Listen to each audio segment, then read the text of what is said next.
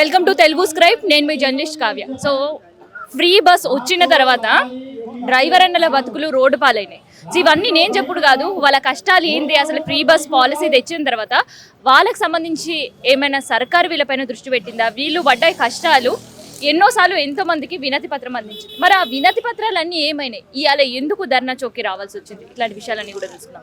అన్న నీ పేరేంది? నా పేరు బెజ్జాల కృష్ణమూర్తి. నేను ఏఐ2సి రాష్ట్ర కమిటీ సభ్యుడిని. మేడ్చల్ జిల్లా ఆటో రిక్షా డ్రైవర్స్ యూనియన్ ఇన్ఛార్జ్గా పనిచేస్తున్నా. ఫ్రీ బస్సులు పెట్టిన తర్వాత ఇప్పటికి 32 మంది ఆటో డ్రైవర్లు ఆత్మహత్యలు చేసుకున్నారు. సిటీలో నామమాత్రంగా ఆటోలు నడిచిన, జిల్లాలలో మాత్రం ఆటోలు కంప్లీట్గా బంద్ అయిపోయినాయి. వాళ్ళు కూలి పనికి పోవాల్సిన పరిస్థితి వచ్చింది. ఈరోజు మాకు ఎలక్షన్ ముందు మాట ఏమి ఇచ్చారంటే సంక్షేమ బోర్డు ఏర్పాటు చేస్తాము, మీకు 12,500 ఇస్తాము సంవత్సరానికి అనేది వాళ్ళు ప్రధానంగా తీసుకొచ్చిండ్రు. ఇప్పుడు 8 నెలలు గడిచినా కూడా ఆ ఊసే ఎత్తడం లేదు. రేవంత్ రెడ్డి గారి ప్రభుత్వంలో రవాణా శాఖ కార్మికులకు ఎటువంటి న్యాయం జరగడం లేదు. కాబట్టి మేము ఈరోజు ధర్నా చౌక్ వచ్చి మా నిరసన తెలియజేస్తున్నాం. రాబోయే రోజులలో గవర్నమెంట్ మీద మేము తెలంగాణ మొత్తంలో కూడా ఎక్కడ పడితే అక్కడ దిగ్బంధం చేస్తాము, సీఎం బిల్డింగ్ ముట్టడి చేస్తాము, లేదంటే అసెంబ్లీ ముట్టడి చేయడానికి కూడా రవాణా కార్మికులందరూ ఏకం చేసి ఏకతాటిగా మేము పోరాటం చేయడానికి సిద్ధంగా ఉన్నామని డిమాండ్ చేస్తూ వారిని హెచ్చరిస్తున్నాం. గత ప్రభుత్వంలో కన్స్కమ్ మీకు 5 ఏళ్ల నోట్లకు పోయేది, ఇప్పుడు ఎట్లా ఉంది మీ సిచ్యువేషన్? ఇప్పుడు సిటీలో చూసుకుంటే 300 రూపాయలు బండి కిరాయి కట్టాలి, 300 రూపాయలు గ్యాస్ వేయాలి, ఇంటికి ఒక 300 వంటవాలి. అంటే మినిమం 1000 రూపాయలు సంపాదిస్తా కానీ ఇల్లు గడవని పరిస్థితిలో ఉంది. అప్పుడు మేము 1000-1500 తీసుకునే ఒక్కొక్క ఆటో డ్రైవర్ ఉండేది. పిల్లలను గవర్నమెంట్ స్కూల్లో వేసుకోవాల్సిన పరిస్థితి వచ్చింది. అప్పుడు ప్రైవేట్ స్కూల్లో వేసుకునేది, స్కూల్ పిల్లలు కొట్టుకునేది. ఇవన్నీ పోయి ఇప్పుడు మాకు తినడానికే చాలా కష్టమైన పరిస్థితి ఏర్పడుతుంది. ఎందుకంటే ఫైనాన్స్ దగ్గర పోయి పైసలు తెచ్చుకోవాలి, అక్కడ వానికి డబ్బులు కట్టాలి, ఇక్కడ ఈయనకి డబ్బులు కట్టాలి, తెల్లారితే పిల్లగాళ్ళను స్కూల్ పంపలేని పరిస్థితులు ఉంది. కాబట్టి ఇప్పటికీ 70% ఆటో డ్రైవర్లు గవర్నమెంట్ స్కూల్లోనే జాయిన్ చేయడం జరిగింది. ప్రభుత్వంలో ఏ స్కూల్లో చదివించారు ఆటో డ్రైవర్లు? అప్పుడు ప్రైవేట్ స్కూళ్ళల్లో ఒక 70% మంది ఆటో డ్రైవర్లు ప్రైవేట్ స్కూళ్ళలో చదివించేవాళ్ళు. మంచి వాళ్ళు ఉంటే మంచి స్కూళ్ళలో వేసుకొని, మామూలుగా ఇప్పుడు స్లమ్ ఏరియాలు ఉంటే స్లమ్ ఏరియాలో ఉన్న ప్రైవేట్ స్కూళ్ళల్లో చదివించేవాళ్ళు. ఈ ఫ్రీ బస్ ఎప్పుడైతే పెట్టినరో, కాంగ్రెస్ గవర్నమెంట్ ఎప్పుడైతే వచ్చిందో, అప్పుడు ఇల్లు గడవడానికి ఇల్లు రెంట్ కట్టుకోలేని పరిస్థితిలో ఉండి గవర్నమెంట్ స్కూల్ వేసి పిల్లలను చదివించుకోవాల్సిన అవసరం ఉంటుంది. కాబట్టి దీనిపై మేము ప్రభుత్వాన్ని ఒకటే అడుగుతున్నాం, నువ్వు ఫ్రీ బస్సు పెట్టినావు, ఎవరి కోసం పెట్టినావు? సీనియర్ సిటిజన్కు పెట్టేది ఉండే, లేదంటే స్టూడెంట్కు పెట్టేది ఉండే, నువ్వు అందరికీ పెట్టేసినావు. ఇప్పుడు 1,00,000 రూపాయలు ఉద్యోగం చేసేవాళ్ళు ఫ్రీ బస్సులే పోతున్నారు, 3,000 రూపాయలు ఉద్యోగం చేసేవాళ్ళు ఫ్రీ బస్సులే పోతున్నారు. ఒక ఆమె జడిసెర్లకు వెళ్ళి హైదరాబాద్కి వచ్చి వాళ్ళ బిడ్డ హాస్టల్ ఉంటే రోజుకు వారానికి 2 సార్లు వచ్చి పాలు తాగిపించిపోతున్నా అని చెప్పింది. మొన్న వీడియోలు చూసినాము, అన్ని ప్రాంతాలలో కూడా పేపర్. ఒక ఆమె నిజామాబాద్ నుంచి హైదరాబాద్కి వచ్చి చీపురు గట్టలు కొనుక్కొని పోతుంది. ఇది గవర్నమెంట్కి ఎంత సిగ్గుసేటు, ఒకటి ఆలోచన చేయాలి మనం. కాబట్టి రాబోయే రోజులలో మేమైతే ఖచ్చితంగా ఇది పెద్ద ఎత్తున పోరాటం చేయడానికి సిద్ధం చేస్తున్నాం. నా పేరు వేనండి, మేము తార్నాక నుంచి వచ్చాము. ఈ మహాలక్ష్మి పథకం పెట్టిన కాంచెల్లి చాలా నష్టపోయారు డ్రైవరు సోదరులంతా. చాలా అంటే వాళ్ళే మా దగ్గరకు వచ్చి మేమే వాళ్ళని బతలాడుతున్నా కూడా మమ్మల్ని ఎవరు సహకరిస్తలేరు. ఈ గవర్నమెంట్ కూడా పట్టించుకుంటలేదు. చాలా ఇబ్బంది పడుతున్నాం మేమంతా. గవర్నమెంట్ కూడా పట్టించుకుంటలేదు అన్నారు, కరెక్టే. అది చాలా వినతి పత్రాలు కూడా మీరు చాలా మందికి ఇచ్చారు. పోయిన గవర్నమెంట్ ఉన్నప్పుడు మీకు ఎట్లా ఉండే కేసీఆర్? పోయిన గవర్నమెంట్ బాగానే ఉండే. ఇప్పుడు చాలా మంది చూద్దాము, ట్రాఫిక్ పోలీసులు ఆర్టీఓ భయపడుతున్నారు. చాలా మంది నడపాలన్నా, యూనిఫామ్ కావాలన్నా కొందరికి ఉంటుంది, కొందరికి ఉండయి. రెంట్ ఆటోలలో కూడా చాలా ఇబ్బంది పడుతున్నారు. ఎట్లా ఉంది ఆటో అన్నల పరిస్థితి ఎట్లా ఉంది ఇప్పుడు కాంగ్రెస్ గవర్నమెంట్ వచ్చి చాలా దారుణమే ఉంది చెప్పాలంటే. అందరు చూస్తున్నారు, చాలా ఇబ్బంది పడుతున్నారు. అంతకుముందు నెలకి ఎంత వరకు నువ్వు ఇంటికి పైసలు తీసుకోవతుండే అన్న? నేను తీసుకుపోయేది కష్టపడిన ఒక 1,500, 1,200 అట్లా తీసుకుపోయేది. ఇంట్లో వాళ్ళకు కూడా ఇప్పుడు తీసుకెళ్ళాలని ఒక 600, 500 తీసుకుపోయినా ఇంట్లో వాళ్ళు చూద్దాం మా మీద ఫోర్స్ చేస్తున్నారు. అప్పుడు ఇంత తెచ్చేది, ఇప్పుడు ఇంత చేస్తున్నా అంటే మేము ఎవరం బతిలాడాలి? అలా పరిస్థితి అయిపోయింది. నా పేరు కొమరెల్లి బాబు, హైదరాబాద్ జిల్లా అధ్యక్షుడిని, ఆటో యూనియన్ అధ్యక్షుడిని హైదరాబాద్ జిల్లా.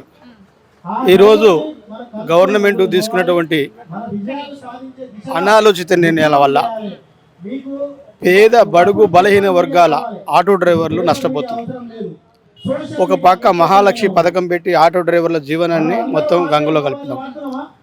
నువ్వు ఆలోచించి ఇటువంటి పథకాలు పెట్టాలి. ఆటో డ్రైవర్లు ఈరోజు ఒక 800, 700 కూడా ఇంటికి తీసుకుపోతలేరు. వారి భార్య పిల్లలందరూ రోడ్డు మీదకి వచ్చారు.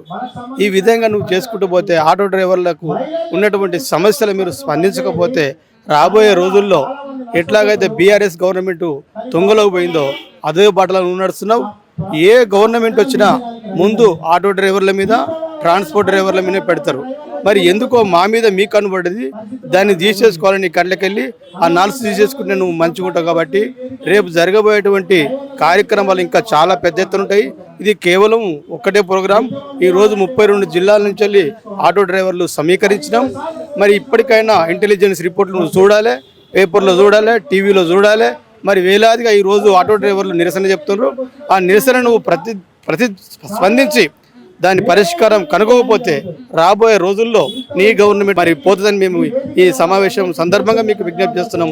ఆటో డ్రైవర్లు చాలా ఒక పక్క ఓలా ఊబర్ ర్యాపిడో బైకులను పెట్టినాం. ఈరోజు మీరు చూడండి, హైదరాబాద్ జిల్లాలో ఆటో కొనుక్కోవాలంటే 5,50,000, అదే డిస్ట్రిక్ట్ బండి కొనుక్కోవాలంటే 2,30,000. కానీ ఒక 30,000 బైక్తోని, ఒక బైక్తో, 2 వీలర్ తోటి రోజుకు 1,000 రూపాయలు సంపాదిస్తుండు. అంటే 30,000 పెట్టి సంపాదించినైనా రోజుకు 1,000 రూపాయలు సంపాదిస్తుండు. 5,50,000 పెట్టినైనా రోజుకు 700, 800 కూడా తీసుకోలేకపోతుండు.